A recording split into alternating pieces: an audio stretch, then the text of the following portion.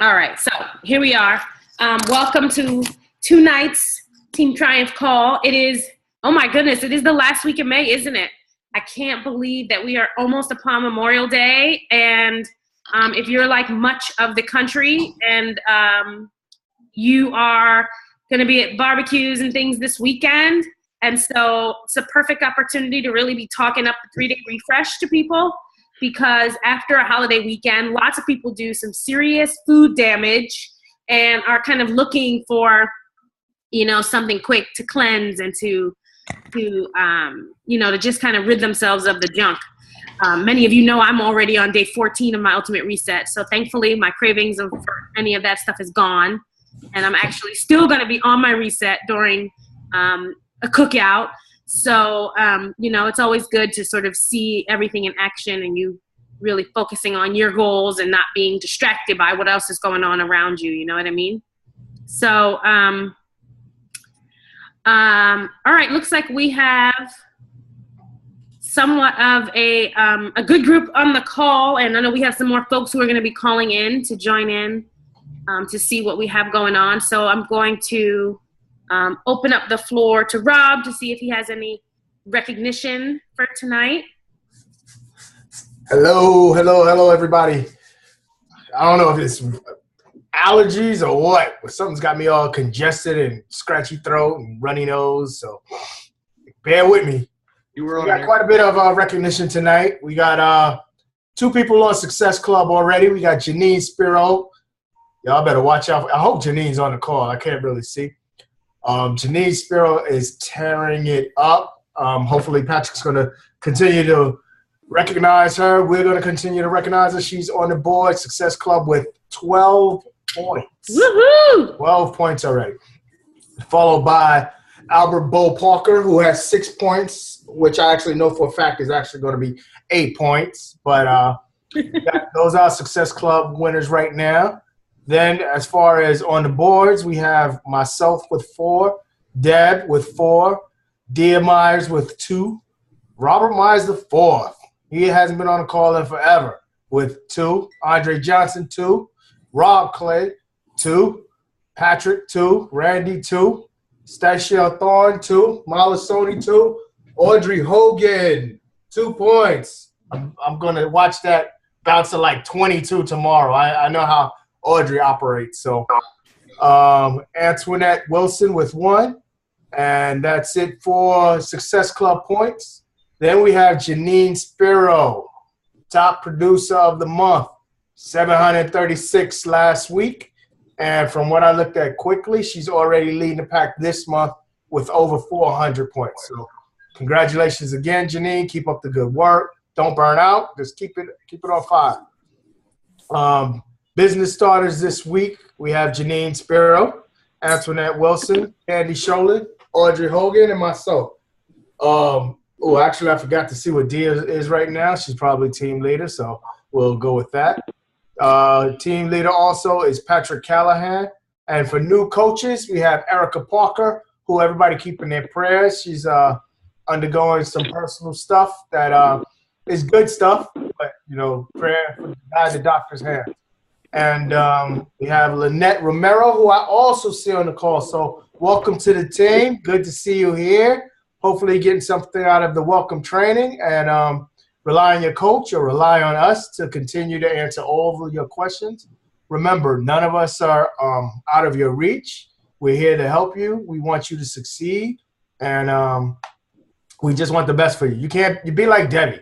Debbie just stays contacting somebody, asking questions, and that's why she's producing right out the box. So follow her lead. With that being said, I have nothing else for recognition. Anybody have anything that I may have missed?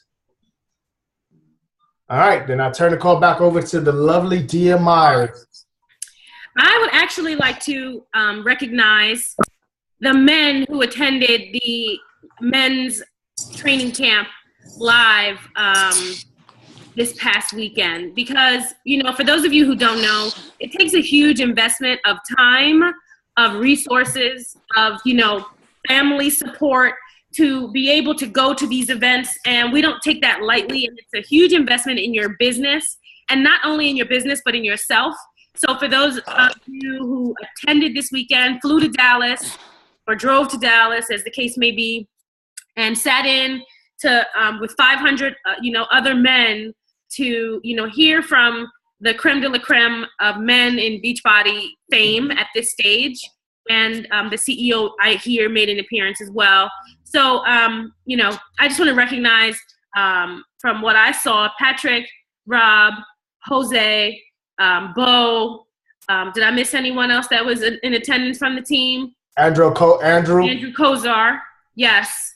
So those 5 men, really stepped up and attended the men's training camp live, which was all about leadership. So we're excited just, to kind of see their growth over the next year, and the things that they've been able to take in from the other leaders, and just to have that time together and bonding. And so, speaking of bonding, somewhat impromptu, we had Bo by here earlier today, and that was just, it was awesome to be able to, first of all, meet him for the first time, from my vantage point. We are here on these calls every week, and, we're in challenge groups every day with our customers and our coaches. And, sometimes we take for granted that, we're getting to know each other, right? In those groups and on these calls, but there's nothing like also kind of coming together and really just breaking bread and fellowshipping and spending time together. So that was a really nice surprise. And we're just, really blessed to have him here and to talk about, the team and to talk about kind of where we're going. So there's just some awesome stuff coming. And,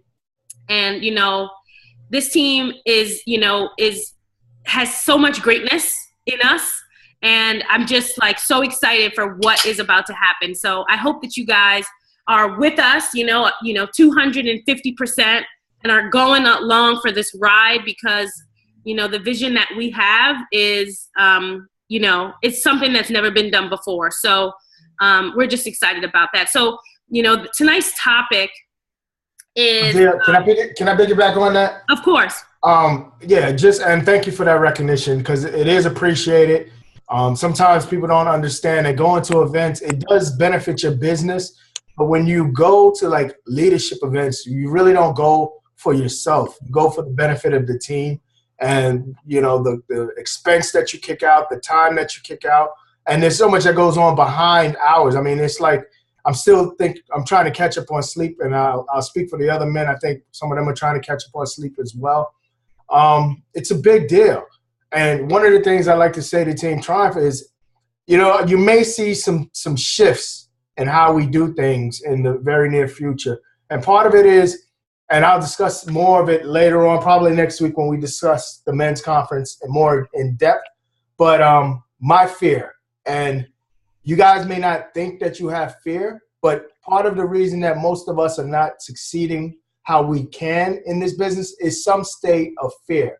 And my fear has been, not wanting to go against the current upline, my wife, right? And not upsetting my wife. Anybody who's a husband can understand you don't want to ever upset your wife and go against your wife's beliefs.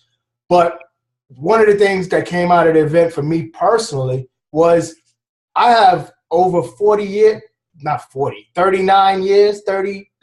years of experience in leadership. I've gone to all kind of leadership schools. I've gone to police leadership schools. I've gone to military schools. I've gone to corporate world leadership schools. And I really haven't been utilizing the skills that God gave me and the talents and the gifts and the training to help you guys. I mean, I've led guys in dangerous situations, life and death, but I'm not leading you guys into how to achieve the success that Dia and I have. You guys can do this. We're not special. We're not some people that have been given extra advantages or gifts. We're ordinary people doing certain steps over and over and over again, just staying consistent. And we need to help you guys. We need to do better at helping you guys do the simple steps over and over and over consistently, feeling confident, feeling strong about what you do, being proud in what you do. So with that being said, I'll turn it back over to Dia. Yeah, no, I mean, I think it actually kind of leads right into what I was about to say. That is that, this business it can sometimes take a lot out of you, right? It can sometimes take a lot out of you. And so some people talk about being willing, and you'll hear people, work with the willing. But it's more than being willing, guys. It's more than being willing. It is about really why you're doing this and examining why, not only why you're doing it, but why you're not doing what you should be doing. And I think that gets to, back to what Rob was saying about fear. And when we allow fear, whether that's fear of what people will think, fear of failing, fear of rejection, fear, but it doesn't always look like that big scary thing. Sometimes it's just that thing that's holding you back. Maybe it's fear of picking up the phone, or fear of messaging that person who you think is beyond what you have to offer, right? Maybe you're afraid to talk to someone because you think that they're gonna say no, that they don't need what we have here in their lives because they're a lawyer, or they're a doctor, or they're a professional. You know what I'm saying? So sometimes it's identifying that thing that is holding you back, but more importantly, identifying that thing that is going to propel you forward, that thing that is going to be your no matter what, the thing that is what is driving you to do this.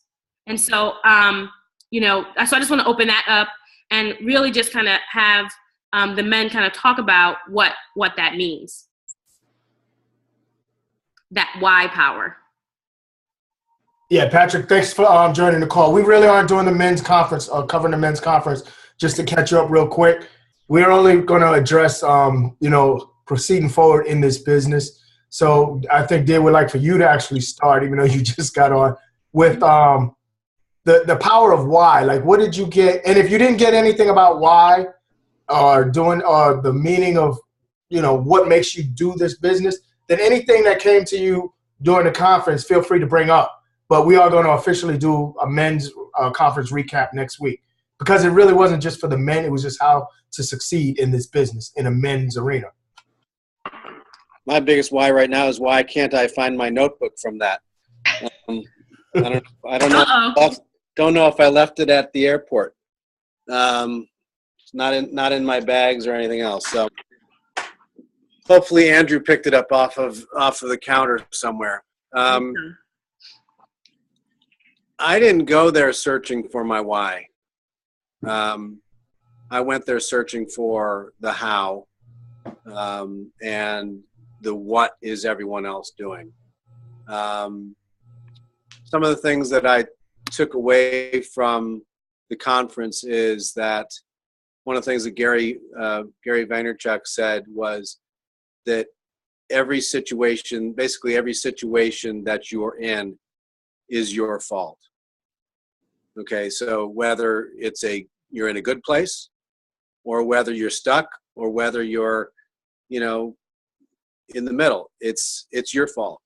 So something you're doing or not doing is propelling you to be where you are, basically. So the other thing that we'll talk about at the talk next week,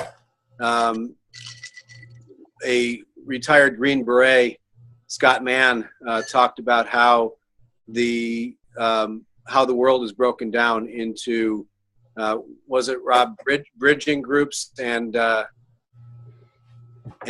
binding groups? Yeah. Yes. Yep.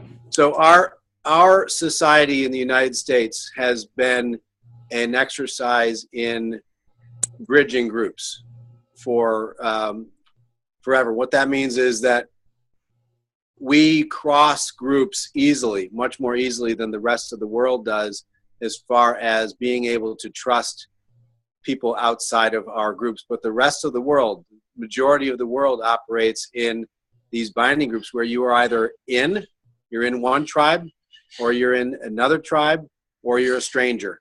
Okay, so you're in or out.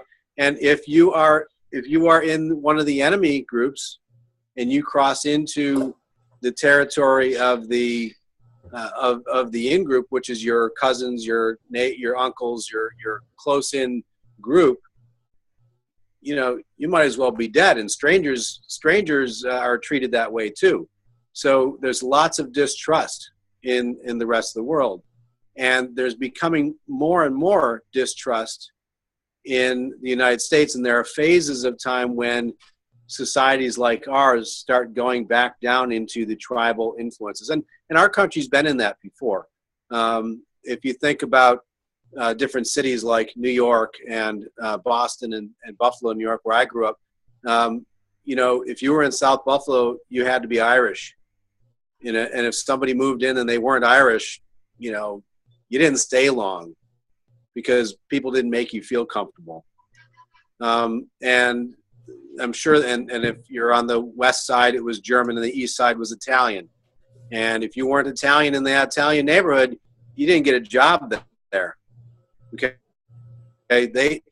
they stuck to themselves, and over time, we've gotten to be more trusting. And now recently, we've had a lot of things going on in our society where we're not trusting. You know, you see all the stuff about the, you know, Blue Lives Matter, Black Lives Matter, all this stuff going on there is, in a way, it's trying to bring us into more of the bridging groups again by saying, okay, guys, all stop down. Everyone matters.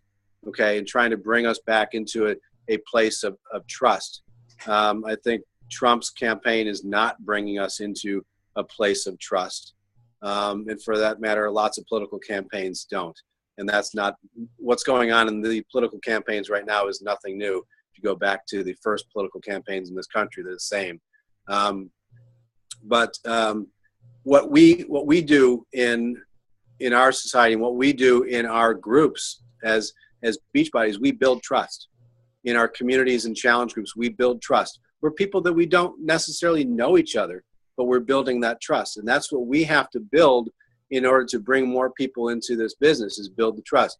One of the things that he talked about as a leader of the Green Berets, his last combat mission in Afghanistan, and I think it was 2010, correct me if I'm wrong, Rob, he was given the task of going in to a community of Afghanistan where the Taliban were starting to infiltrate back in there again. And what he had to do, what the Green Berets do, is they go in and they put themselves in, as a group, put themselves surrounded by people that don't trust them. And what they then have to do is build that trust. They go on, they say, this is what we're going to do for you. They meet with the elders, they try to build the trust, and the trust isn't there initially. But they say, listen, if you go in, we're going to be here. Anytime the Taliban comes in and starts firing at us, we will go up, we'll train you, we'll go up on the rooftop and we'll fire back. Okay? And whether you guys join us or not, you know, be here, support us. We'll be here for you. We're here for you.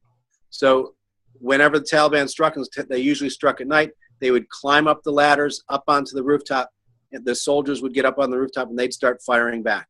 And it was very difficult in some of those situations because sometimes they're firing, the Taliban put themselves in the middle of neighborhoods that they're also trying to protect. So you might be firing into places and there still was not a lot of trust, but eventually they'd be climbing the ladders and all of a sudden, you know, the military guys were like, okay, cease fire. And all of a sudden they started seeing tracer shells coming from the rooftops going in the direction of the Taliban. It's like, wait a minute, there's somebody else up here other than us. And eventually, as they did more of that leadership role by going up, even if the other people aren't going up, you keep going up, you keep showing up, and lead by example, and the rest of the group will build that trust in you, and they'll start coming up. And that's what happened in there. And all of a sudden, the villagers were starting to give salutes of praise to the soldiers when they walked by them, whereas before they wouldn't even meet eye contact. So he was trying to talk about, you know, building trust within and being a leader. And what we were at a leadership conference. So being a leader is getting out and getting yourself dirty, getting up and doing the stuff that you want your team to do and being the example. And sometimes it's lonely. Sometimes you're by yourself. But you keep doing that. You keep showing up, and you keep showing you're that their presence is there. People will begin to follow you. So, it's a lot of, and then, a lot of the other, we'll talk more about the rest, but a lot of the other coaches talked about how they built their teams, and talked about how they I can't say that I went there to build my why. I know what my why is. My why is pretty strong. But I went there to learn how to be a better leader. Thank you. And all of those things are very relevant, guys. I like the key things that I want to touch upon with that, and then I think we'll turn it over to Bo, is taking responsibility for your situation. Now, a lot of times people say, I take responsibility for it, I own it. But then when we talk about, well, such and such didn't do this, and such didn't do that, and this person said they were going to buy a challenge pack, but they did it. It ain't their fault that you didn't succeed at whatever goal you set. It's your fault ultimately because you relied singly or totally on that one person or the two people. Antoinette, you okay from that horse ride? Oh, never mind. We'll get back to that, Antoinette. You have to take responsibility for your actions and your results. Even one of the examples was if you get rear-ended by somebody else, that would seem like it's not your fault. But if you look back in your life or look back in your past, you could have left earlier. You could have done something differently. So it's trying to get control of your life and then using that control to move forward. And then the trust, without going back all into detail of that, guys, one of the things we have to do in order to connect with people is build that trust. And the reason I want to touch back on that is to effectively do this, you have to understand your why and why you're doing this business and why you want to actually help people and what do you want to do. And for them to do that bridging trust, for them to connect with you, you have to really understand the other person's why more than your desire to get them involved with the challenge pack or help, even more than your desire to help somebody. You have to understand why they want to do whatever they want to accomplish. So I know Bo was very touched about the why, and it was like a very eye-opening moment for him. So Bo, I believe you're on the line on a call. He's not on video. Can you take your explanation of why and how why has changed your vision for the business? Well, Rob and team, as I have this leadership training, this was, let me tell you, how can I put this? When I left the Marine Corps, this is the type of leadership training that I was looking for since I've left. Not the hand holding. So I'm not going to hand hold anyone here. That why works two ways. Okay. And some of us need to ask ourselves why we are here in the first place. This why can come to the point where you probably need to sit down and do a reflection. The biggest thing that I've learned from the men's training is that maybe you need to sit down, look at yourself, and see if you really want to be in this position that you're in. Why aren't you better? If it's something that you cannot work with, if it's something that you cannot work through, then maybe you should consider something else. And I hate to be blunt about this, but at this point, everything like Patrick said, what Patrick was saying is, when he said everything in your situation and in your world is your fault, and he got that from one of the leaders, one of the speakers, Gary D. In other words, there's no excuses everything that you get returned is an excuse.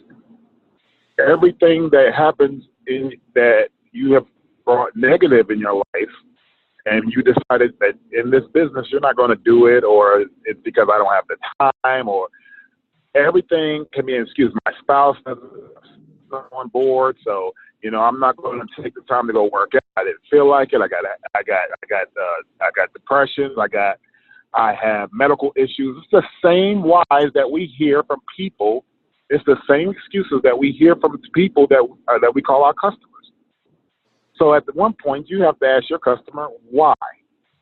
When you ask your customer why, half the time you don't even have to give them the answers to their own questions. You don't have to provide them answers on why they're not powering a challenge pack. They'll come up with their own reason. You don't have to provide which challenge pack will work for them, or which exercise or which meal will work for them. They'll come up with their own answer by simply you gauging into a relationship with that why. But at the same time, with your business, you got to ask yourself why you are here. Are you here because you thought it was quick money? Is it here because that's the one thing I also learned? This is not quick money. This is not a pyramid scheme. This is, you work just as hard as people below you. You work just as hard to reach the people above you. You can surpass the person above you. You can work as long as you are working. And you work hard. You can be successful in this business, but it requires work from every level. There is not one person that walked across that stage, whether they were 15 stars, 3 stars, 1 star, that was not really putting their all into what they believed in. This is not, and forgive my language, this is not a half-ass job that you're trying to approach right now. If you're liking the fitness, if you're wanting to do, and all you want to do is help people, then fine, go and help people. But if you're on this call to learn how to run this business, how to be successful in it, then that's what the men's retreat was about. And by next week, we're going to put this latest thing out. You know, Rob and I and Jose and Patrick, we're all going to get together. And Andrew, we're going to figure out, okay, what are we going to present to the people to help them understand? What are we going to present to our coaches to help them understand their why and make sure they reflect on their why and not lie to themselves? I can tell you right now, for half this business, I was lying to myself about my own why. Oh, I'm doing it for my family. Oh, I'm doing it for this. And it was really, when I reflected upon myself, it was when I first started, I wanted just the notoriety and the ranking and didn't know how to get that. Didn't know how to, when I got there, got the ranking, and found out that I've done this business totally wrong because I really didn't have a true why. I didn't let my why could not sustain me just getting notoriety. There has to be something deeper, folks, that when you come in and say, I want to help people, then help them. If you're helping them, then you should at least be helping 3 to 5 people a day if you're really serious about this business once a month. So, in essence, what we're going to probably come back and do and find out by next week is, do you really know why you're here? And you may take the time to reflect on that as we speak. That's all I have to say about this one, Rob. Thea. Well, Bo, let me ask you this. When it comes to why and dealing with people that you come in contact, how has that changed your business? What I've seen and what I've heard from the leadership training, these guys don't do a lot of talking. Now, these are fast-speaking. Some of these guys are fast-speaking salesmen. I mean, they probably sold everything from Amway to Primerica and from high insurance in. But the funny thing is, when they showed us their scripts, and this is what I loved about this training, what this training did was showed me that these guys care about our business. Because it benefited the fact that they were talking to 500 men, and really it was, whether those men were in their downline or not, they were showing their playbook. They were showing their process. Okay? Let me just start off by that. So when these guys explained to me how to use that why in a sentence, and when Rob and I were sitting at the hotel and Rob broke that why down to me, at first when you got all the limelight and I didn't quite understand how to use that why, but then Rob broke it down to me in there. When you are talking to someone and the first things you get to the what's. Okay, so what's going on with you? How are you doing with your kids? How old are your kids? You're getting into that relationship, and then you get to a point where that's pretty much what I would call the introduction. Then when you get to a point where that person has said something to you, where it gives you something you can say, for example, well, I haven't been eating right. I haven't been eating right the past few months or a few weeks. And you say, well, why? Why haven't you been eating? Now you have touched a point to that person, and according to what we heard in the training, you care.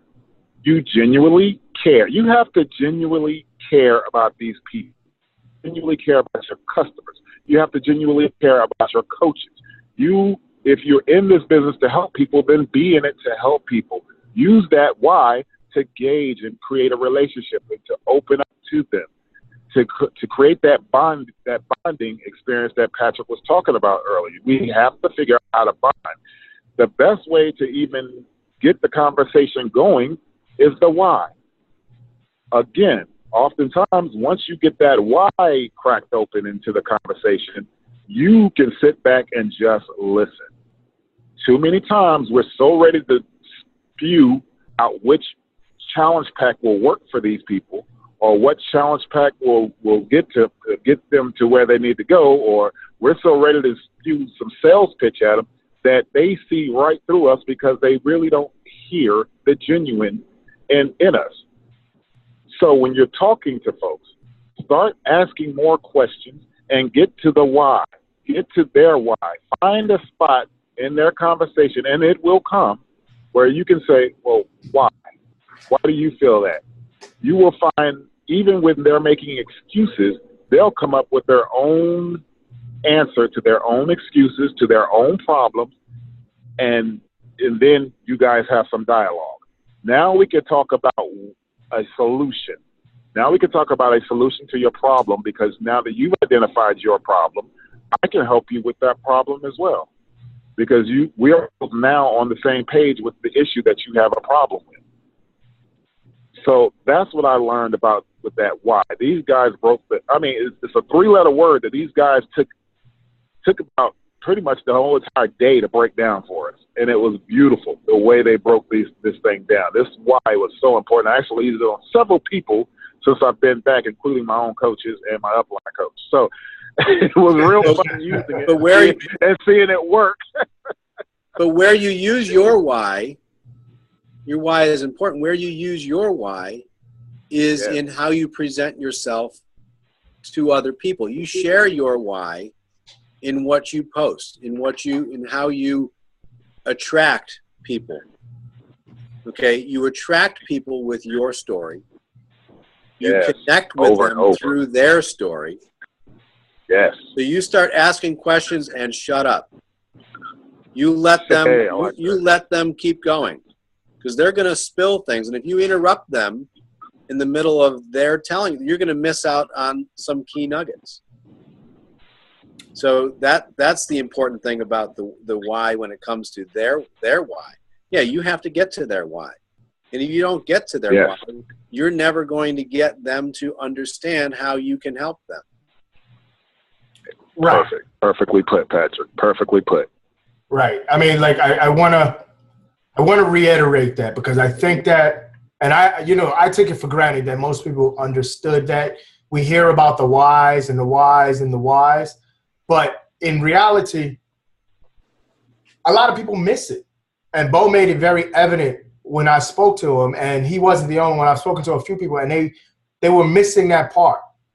You really, when you're having a conversation with anybody, and everybody in here is a grown adult, and we've been to these little cordial events, or some kind of, you meet somebody in passing, and you have a conversation, and you talk about, well, what do you do for a living? What do you do? How are your kids? How are yours? Where have you been? What have you done? At that point, none of that is about you. That's just blah, blah, blah, blah, blah, blah, blah. But the moment you say something like, well, I help people finish Beachbody products. Oh, really? You still haven't bridged the gap yet. You still haven't made any connections, And then you say, whatever goes in that conversation. The moment that person says to you, why do you do something like that? Now you've gotten where they're interested in you. That means they're giving you some level of trust. And once they've given you some level of trust, you've started to create this bridging trust that Patrick was talking about. Now, not to go way deep into what that is, and we've done it in the military. Rob, I'm not sure if you've ever had that kind of training with the bridging gaps, but when like both, I think, no, like Patrick said, most of the world is more primitive. It's a scarcity mentality. And when you're in a scarcity mentality, unfortunately, which a lot of people basically go in, that's your primal mode. And most people are there. And until you bridge that gap, until you get that trust, that connection, you won't be able to influence or lead somebody. Even if they want the help, even if they've come to you, you have to give them that trust. You have to build that trust. And once you build that trust, then you can influence them. But the biggest indicator you'll find in any conversation is when you get the opportunity to ask them why, or if somebody asks you why. Does that make sense to everybody? Like, we want to beat a dead horse, but I want to make sure you get that, because that's the key. That's the key piece that will help you guys get past some of the struggles that I think some of you are having, because you're not connecting with people. You know, you're doing the motions, you're going through the steps, the forming the people, and then you're not getting that to the point of the why before you present a challenge pack. Oh, well, I got a solution that'll help you. You know, somebody says, oh, I want to lose 100 pounds. Oh, well, this is the solution. Do this. Or, you know, I like cardio. Oh, well, cardio, do this.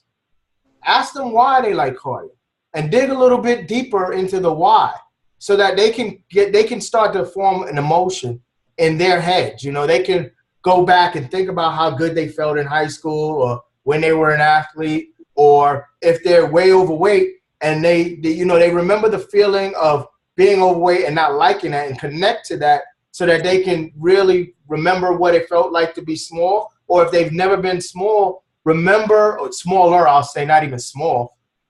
But if they can't remember what it's been like to be in shape ever in their life, then connect on why they want to feel, or why do they want to lose the weight? What would it do in their lives? So that they can start creating an emotional anchor that you can connect to. Because once you connect to that emotional anchor, then you can get them involved with a challenge pack. And now remember, guys, it's not just to sell a challenge pack. We know the challenge packs work. We know that they're getting good value for their money. We know that the product has been well invested in, and we know that the product works, whether we're talking about the Shakeology or we're talking about the fitness programs. So we are selling things, guys. For me personally, everybody can do that share thing all they want. I sell products that help people attain better fitness levels. Period, point blank. That's what I do. I have no shame in it. I'm proud of it. So I don't have to have that invisible buffer that I'm presenting a lie. Because if you feel like you're selling things, but you don't like to sell things, and you're going under the guise, well, I don't sell, I share, you're creating a barrier that you don't even know you're creating, because you're trying to lie to yourself, and people can feel that lack of integrity. And that lack of integrity makes you unapproachable. And how can somebody trust you if you don't have integrity? Does that make sense? So I'm not telling you guys share. I mean, sell like you're a big time salesman. Yeah, you want to share the materials, but you are selling things, guys. You're in network marketing. If you don't like that, I hate to tell you, you're in the wrong industry. If you don't like network marketing, think about turning in your cancellation form.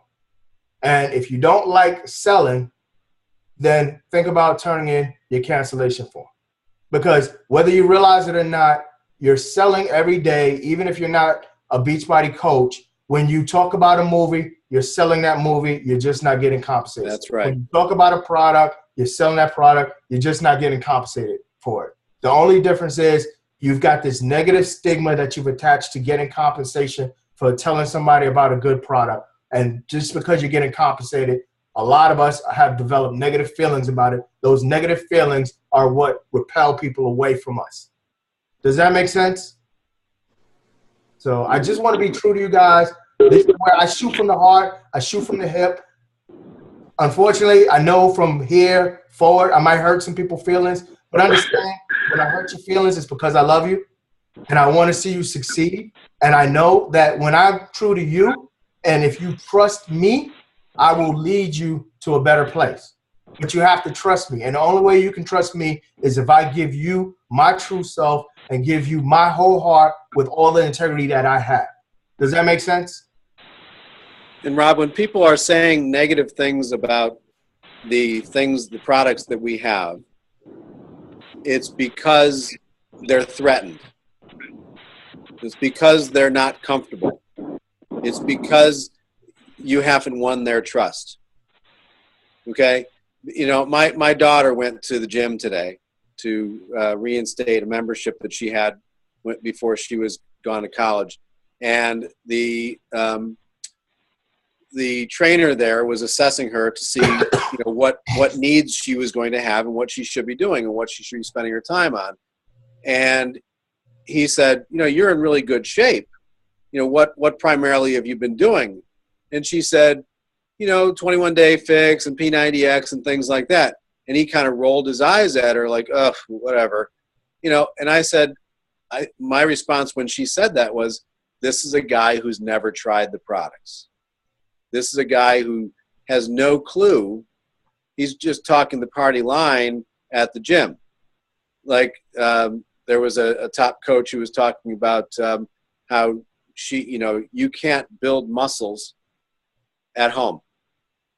You have to go to a gym to build muscles. We all know that's not true. I'll take my shirt off right now and show you. No, it's okay. But, you know, you have to build it, you know, so if I were to have a conversation with him, I would say, well, why would you say that? Have you used P90X? Oh, no. But that's, you know, I see people, that's one of those scam things. Really? So P90X doesn't work? Well, I don't know. I mean, people are getting great results. Okay, so P90X does work.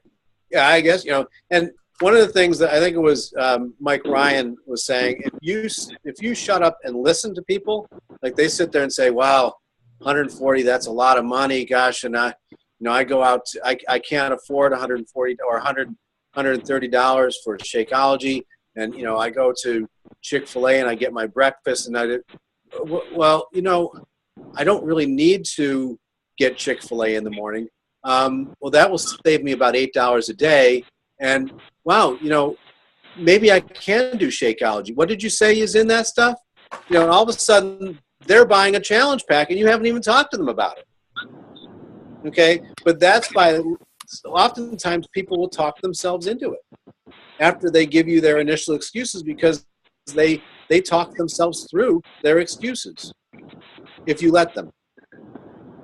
And if they have that trust in you, that they can have that conversation and be open with you. Dia, I know this is Bo again. Dia, I know you. I know, team, that, and I appreciate the trust that Dia put into us because we went to a men's conference, guys, and this was truly, you know, this was not a hand holding. This was not a summit. Get excited. No, these guys went in kicking butts, knocking down chairs, and I mean, it was. You could not go in there. Excuses were not acceptable. Even Carl Deichler was swearing. Excuses were not acceptable here, you know, and that's where. And I guess when you're in that predicament and you're in that environment, when I pulled out of this is want to know my why, how to connect with people, and no more blaming all the women that have been so successful and that can be successful and that will be successful in Beachbody and saying, just because I'm not a woman, I'm not going to be as successful. No, there's no excuse anymore. No more excuses. If you want to be successful in this business, you can. If you want to be a successful coach, you can. If you want to save people's lives and sell challenge packs and give them the right things that will help them and save their lives, you can.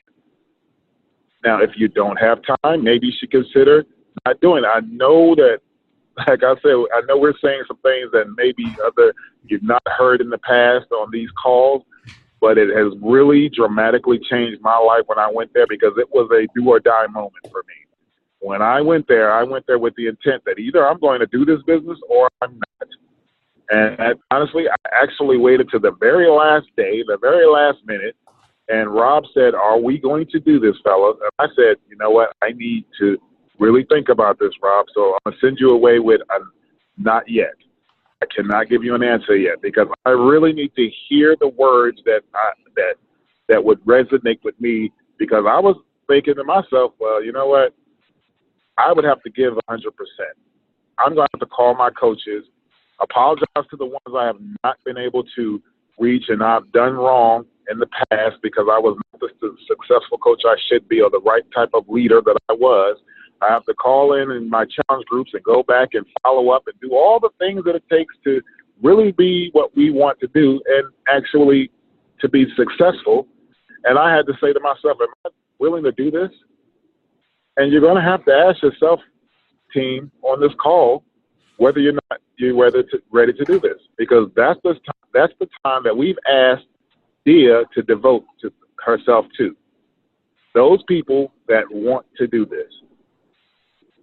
Those people that want to do this, because her time is valuable, Rob's time is valuable, Patrick's time is valuable, your time is valuable. Find out if you're wasting it or not. That's basically what these guys did, and that's how it came out. This was not a summit meeting. This was a kick your butt meeting, and that's the type of next week. That's the type of stuff we're planning on presenting. You may not want to be on that call, but that's where we're coming from. Yeah, guys. And I know D is chomping at the bit to get in here, but like what I want you guys to understand is like the frustrations you may be feeling. And if you're on this call and you feel like you're succeeding and you're doing everything you want to do, that's great. I applaud you for it. But I know for myself, even though I'm doing well in the business, I could be doing so much better.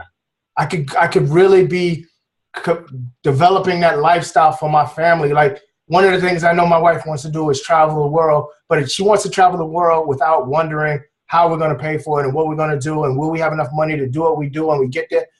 And I want to give her that. And then I want to give her, because she likes to change her mind all the time, I want to give her the private jet so she may be on her way to Paris and say, you know what, I don't want to go to Paris now. I want to go to Aruba. And I got to go knock on the door and say, hey, change Paris, let's go to Aruba. You know what I mean?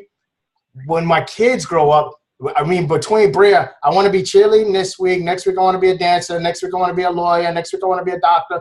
I want to be able to say, okay, you paid tuition for that and you don't want to go do that. Let's switch to this. Let's switch to that. Let's switch to that. Those are the things that I want to do, guys. You know, and it was cool for a while coasting and saying, you know what? I want to build a nice house. I want to go on these little vacations. I want to do this. But that's not good enough. I deserve more than that. And going to the conference and I'm looking at these guys, I'm like, they're living the kind of lifestyle that I want to live. And it's not about the money. It's about being of such a value to people that you get compensated for the value. Why do you think brain surgeons get paid the money? Because of the skill set that they have. And to be a good coach, to be an organizational leader, to be a successful trainer, you have to develop your skill set and then work with that skill set. Like we said earlier in this call, my skill set is leadership, guys. That's not a brag and that's not a boast. That's what I've done all my life. But have I been utilizing my skill set? No. I've been doing other things. I've been trying to go into arenas that's not my skill set. Jenny, I applaud Jenny. Jenny had a skill set that she desired. Jenny wanted to be a trainer. She put her focus on that, and what is she doing? She's starting to train people. So maybe some people will look at her and say, well, I don't know what kind of success she has. I don't know what kind of money she has. But what I know about Jenny is, Jenny's like, I don't care about Success Club Point. Jenny, Lorena. I don't care about Success Club Points. I don't care about this. I just want to train people. I never thought I could train people. So Jenny has her sights on one day having a studio. I get it. I get it. So I don't look for Jenny to go ahead and go out there and become the top producer or this, because she's focused on developing herself. She's getting ready to win this freaking classic. And then she's going to have a studio with her trophy in the corner saying, I'm the classic winner and I got my studio. Come train in my studio. And then as a team, we can go and do some fit clubs in her studio. And we can brag on her because she knows what she wants to do and she's pursuing it. So guys, you have to identify what you want to do, why you want to do it. I look at Jonathan, and if you're on the calls when I'm on there, you're going to get called out. I look at Jonathan, young father, young husband, wants better for his family, wants to help people. I love that. I love that. I love showing guys how to do what it takes to be a good father, to be a good husband, to succeed, to build businesses, to train, to be leaders. I love that. Why do you think I train young soldiers how to get up off their behind when they were scared, knowing that tracer rounds are going so hard they ain't going to hit them anyway? Stop being scared of what ain't going to hurt you. Get up and go. Go move forward. I love that. That's what I love to do. So I need to do that.